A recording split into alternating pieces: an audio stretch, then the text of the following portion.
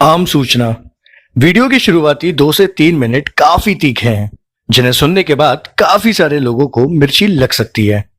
इसलिए मेरा सभी श्रोताओं से निवेदन है कि अपने बुद्धि विवेक का इस्तेमाल जरूर करें। जनहित में जारी।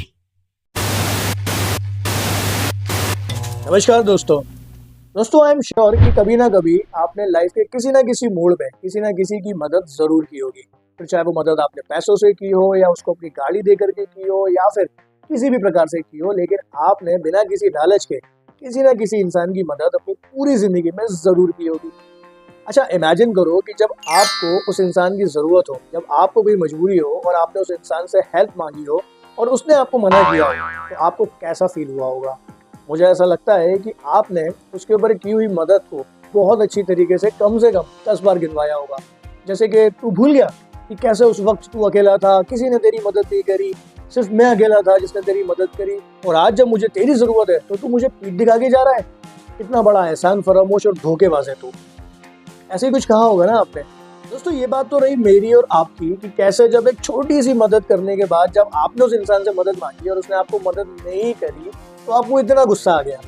इमेजिन करो एक ऐसे इंसान को जिसने आपको फ्री में मकान बना के दिया, उस मकान की अंधेरे को दूर करने के लिए फ्री में बिजली का कनेक्शन दिया। जब आप भूख से बेहाल हो जाएंगे तो आपको अपनी भूख मिटाने के लिए फ्री में राशन दिया, यहाँ तक कि राशन बनाने के लिए आपको फ्री का गैस कनेक्शन भी दे दिया।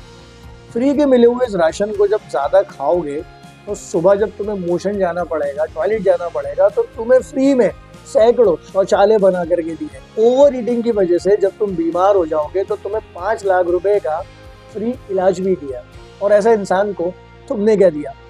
एक पूर्ण बहुमत हम उस इंसान को नहीं दे पाए।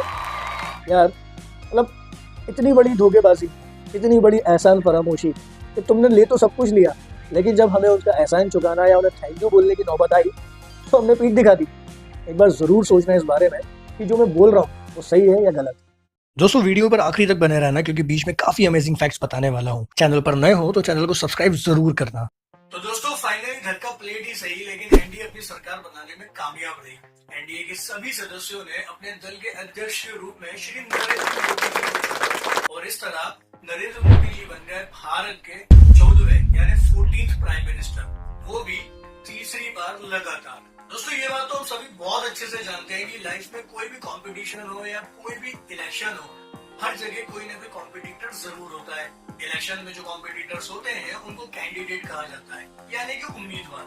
लेकिन आपको जानकर हैरानी होगी कि जहां एक तरफ सारे ही उम्मीदवार अपनी जीत की दुआ मांग रहे थे, वो जीतना चाहते थे, वहीं दूसरी तरफ एक कैंडिडेट ऐसे भी थे जो इस चुनाव को सिर्फ और सिर्फ हारने के लिए लड़ रहे थे। जी हाँ दोस्तों, या फिर यूं कहूँ कि वो इस चुनाव को सिर्फ और सिर्फ अपना नॉमिनेशन फाइल करने के लिए लड़ रहे थे, और ऐसा करने के लिए उनके पास बहुत बड़ी वजह है। तो दोस्तों, जिससे पहले कि मैं उस कैंडिडेट का नाम और उससे रिलेटेड फैक्ट्स को रिवील करूं, अगर आप चैनल पर नए हो तो चैनल को सब्सक्राइब कर लो, बेल आइकन को हिट कर लो ताकि आपको नए नए वीडियोस का नोटिफिकेशन मिलता रहे। वीडियो अगर पसंद आए तो सब दोस्तों के साथ, फैमिली मेंबर्स के साथ, रिलेटिव्स के साथ, बॉयफ्रेंड गर्लफ्रेंड किसी के भी साथ दबा के शेयर करो, और हाँ, व्हाट्सएप चैनल को ज्वाइन करना मत भूलना। तो चलिए, without wasting more time, let's start our video. பகவான்கிட்ட ஒவ்வொரு டைமும் நாமினேஷன் பண்ணும்போது பகவான்கிட்ட பிரார்த்தனை பண்ணுவேன், நீ எனக்கு இந்த தேர்தலில் நான் தோல்வி அடையணும் அப்படிங்கிறது தான் என்னுடைய பிரார்த்தனை. சில பேர் தேவையில்லாத வேலையா இதெல்லாம் போய் நிற்கிற எம்பினா என்ன வரப்போகுது உனக்கு பாரு. நோ சான்ஸ், அட்டாக் தான், ஹார்ட் அட்டாக் தான். அன்றைய அந்த அதிர்ச்சியை என்னால் தாங்கவே முடியாது மேடம், அதிர்ச்சியை தாங்கவே முடியாது.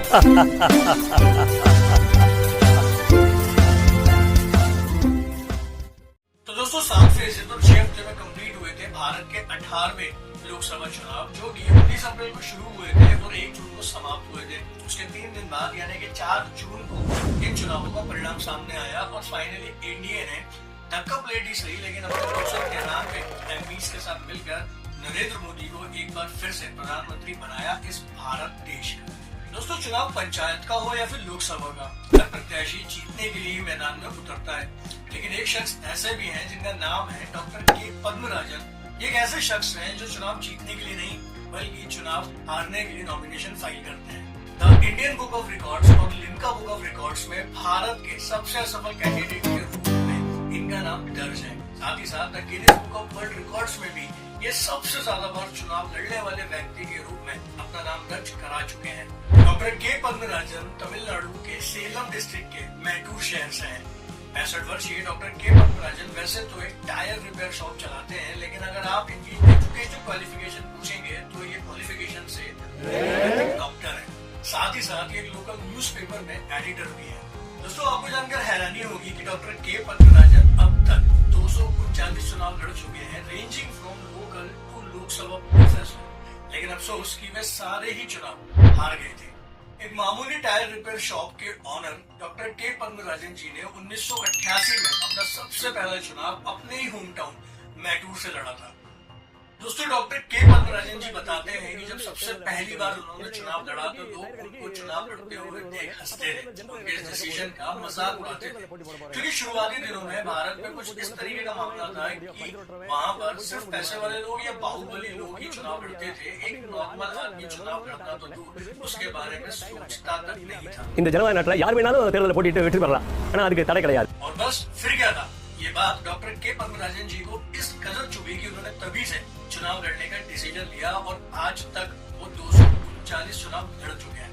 हालांकि वो सारे चुनाव को हार गए हैं, लेकिन 239 चुनाव लड़ना भी अपने आप में बहुत बड़ी बात है। और उनकी इसी अडिग निर्णय और उनकी इसी जिद की वजह से वो बन गए the election man of India, या फिर भारत में सबसे असफल कैंडिडेट के रूप में जाने माने एक लिम्का बुक रिकॉर्ड होल्डर, और साथ ही साथ दुनिया में सबसे ज्यादा बार चुनाव लड़ने वाले व्यक्ति।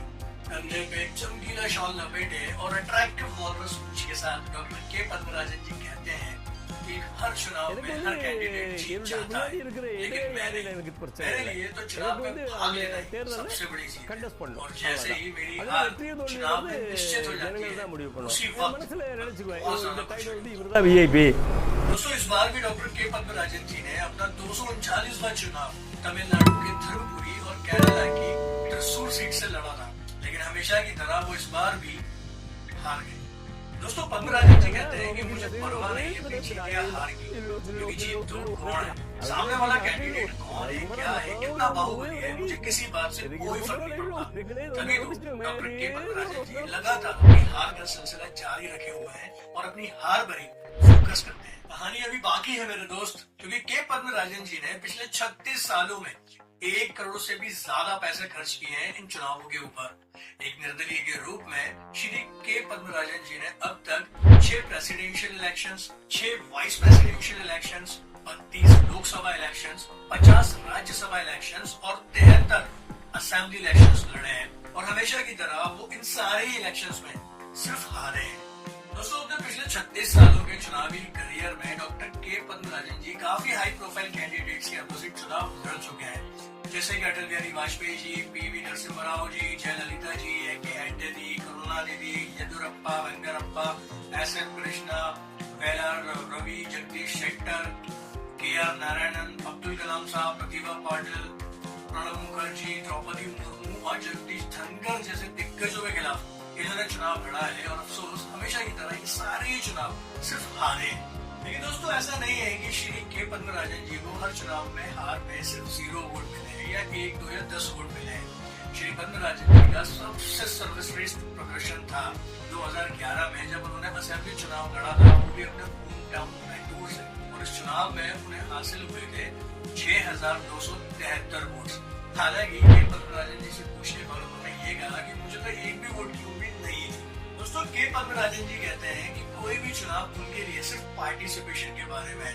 किसी भी चुनाव में पार्टिसिपेशन कर लेना ही उनके लिए सबसे बड़ी चीज होती है, और वो ऐसा इसलिए कहते हैं क्योंकि लोग अपना नॉमिनेशन तक फाइल करने में हेसिटेट फील करते हैं। लोग सोचते हैं कि एक नॉर्मल इंसान कैसे प्रेसिडेंशियल चुनाव लड़ सकता है, और बस इसी झिझक और इसी हेसिटेशन को मिटाने के लिए वो पिछले 36 सालों से कंटिन्यू चुनाव लड़ते जा रहे हैं। दरअसल दोस्तों, वो एक आम इंसान के दिल में एक रोल मॉडल बनना चाहते हैं कि उठो और तुम भी चुनाव में पार्टिसिपेट करो इस सिस्टम को बदलने के लिए। सबसे बड़ी ताज्जुब की बात तो यह है दोस्तों कि डॉक्टर के पद्मराजन जी ने पिछले 36 सालों में जितने भी चुनाव लड़े हैं, उस चुनाव के नॉमिनेशन लेटर्स और आइडेंटिटी लेटर्स को लैमिनेट करा के रखा है। जब उनसे पूछा गया कि मान लीजिए कि अगर आप कभी चुनाव जीत गए तो आप आपका रिएक्शन कैसा होगा। तो श्री पद्मराजन जी ने कहा நோ சான்ஸ் அட்டாக் தான், ஹார்ட் அட்டாக் தான். அன்றைய அந்த அதிர்ச்சியை என்னால் தாங்கவே முடியாது மேடம், அதிர்ச்சி தாங்கவே முடியாது.